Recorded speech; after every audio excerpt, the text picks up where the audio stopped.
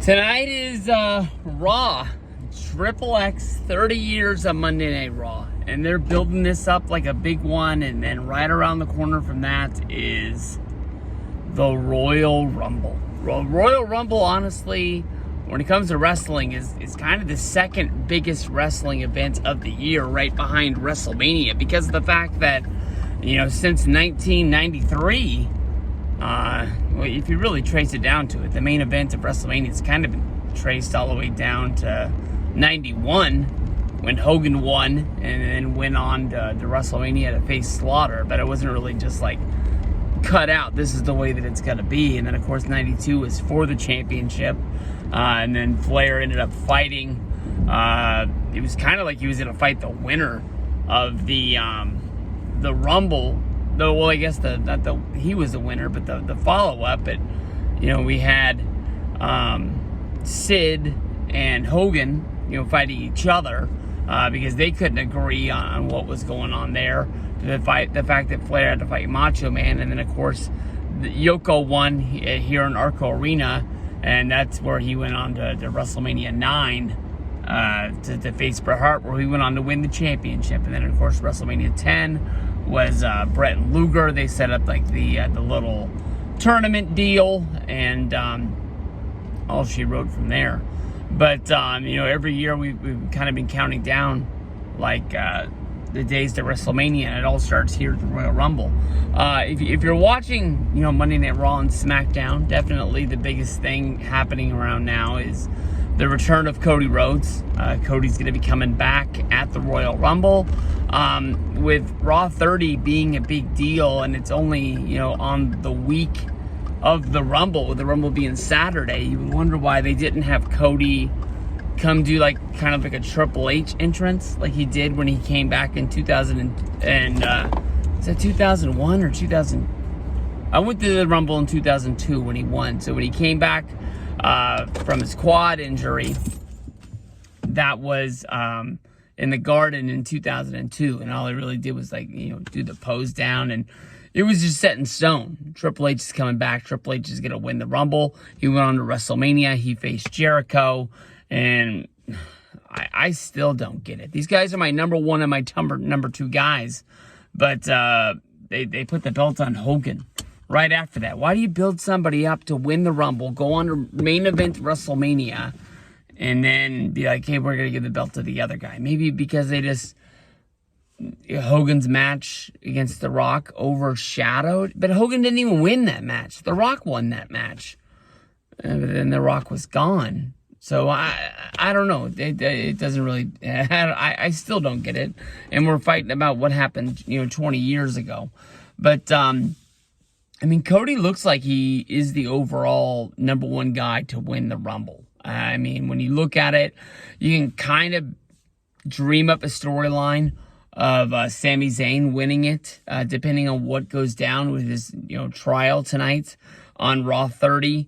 But you would think that they're going to find some way to not really patch it up, but some way to conclude that. And then he has to do something in the match where Roman's still going to win, but it's going to cost him enough that they think that he's on the other side. Because we've been thinking with the Elimination Chamber in Montreal that it's going to be some sort of Roman versus Sami Zayn. To me, that honestly, if you're going to be fighting for the I was going old school rules, thinking that there was two champions.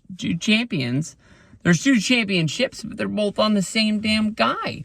So you can't really say that it looks like this is going to be the winner, because they already are hinting at what's going to be the other brand's championship match. And then overall, you got to wonder, are they going to try a Brett and Luger thing? I just talked about that a minute ago, where they have two winners, kind of almost like Batista and Cena, when they both fell out the same way, because people have been saying that Roman's going to have two matches, one on Saturday, one on Sunday, which shows what he, wants to give for WrestleMania, but it doesn't really pay back his Like, why would they let him take a back seat and work less days, but then when it comes to it, say, hey, I need you to work 2 WrestleMania main events on back-to-back nights? That's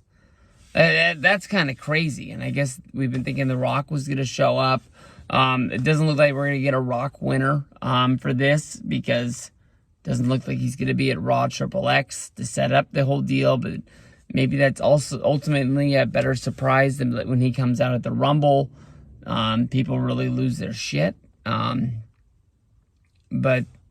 I don't know. Cody Rhodes, to me, honestly, he looks like the Lex Luger of 1993, because it looks like he ultimately can do no wrong, even though when you think of the Luger storyline, Luger gets built up because he body slams Yoko on the 4th of July on the Intrepid.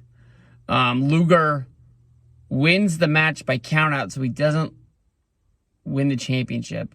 He headlines the Survivor Series with, the Americans against the foreigners. That supposedly, they get the win. And then he goes on to the Rumble. They do the double thing. And then he goes to WrestleMania, and he just flat out loses because of... Doesn't he lose because of Mr. Perfect? And that was supposed to set up the Perfect versus Luger feud to let them kind of go that direction. So he was like the overall babyface, and then the company kind of lost hope with him. It looks like Cody Rhodes is going to be the savior of WWE. You got to think that this title run's not going to go forever. But in my head, it's like they're pumping this so much. Are they trying to make him, Hulk Hogan coming and he's actually going to win this deal?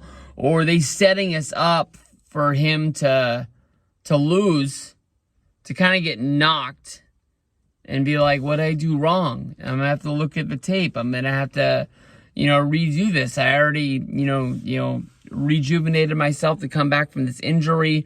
It wasn't enough. What am I going to have to do to win the champion, to achieve my goal? The reason why he left WWE, why he went to Impact, why he went to New Japan, why he went to Ring of Honor, and then finally, after AEW, came back to where his dad was, because he knew that was the biggest company that there was, and if he's going to succeed anywhere, he's got to succeed there. I can go either way. I really am going to be rooting for Cody, because honestly, when it comes down to it, in the world of wrestling, it's like Finn Balor, Cody Rhodes, and for some reason, Machine Gun Carl Anderson are the 3 guys that I care the most about out there. And so you got to think that he's going to do it. If it's not going to be him, not looking at like the gambling odds or anything like that, like, are we thinking that Sheamus is going to win it? Who's had it one hell of a year. He headlined in the Survivor Series War Games match. With him was Drew McIntyre, who won a Rumble a couple years ago, then went on and defeated Brock Lesnar in 2020 in the main event of WrestleMania 36, and then had one hell of a barn burner on Monday Night Raw the next night against The Big Show. I don't know. I just can't think of anybody else out there. I don't want to go with the overall, it's got to be him.